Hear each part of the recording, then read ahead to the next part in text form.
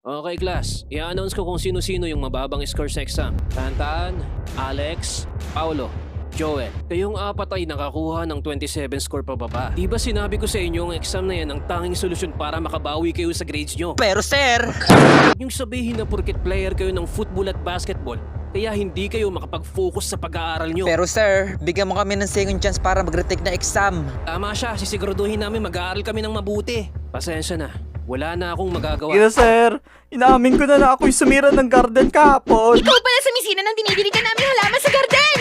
Napag-utusan lang. Tulungan niyo ako! Ayan! Itigil nyo na yan! Okay, sir! Oo na, sige na.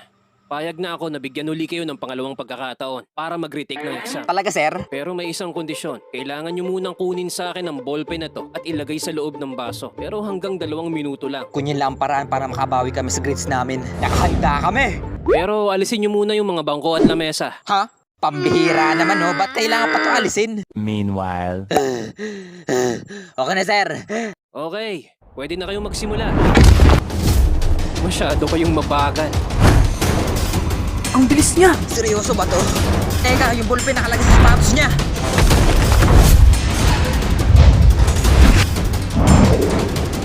Ano? Wala ka nang kuwala. Nandito pa ako!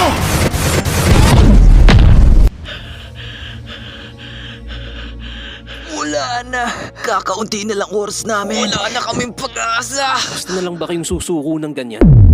Nagawa nyo ang manalo sa tournament. Ito pa kaya? Kaya ipakita nyo sa akin ang tunay na galing ninyo! Kaya niyo yan! Oo nga, huwag kayong susuko! Tapusin na natin to!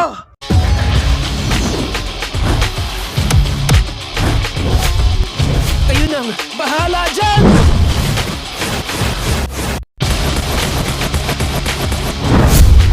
Nakuha ko na!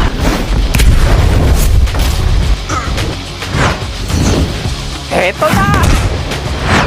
Teka, hindi tuwid ang tira niya. Tantan!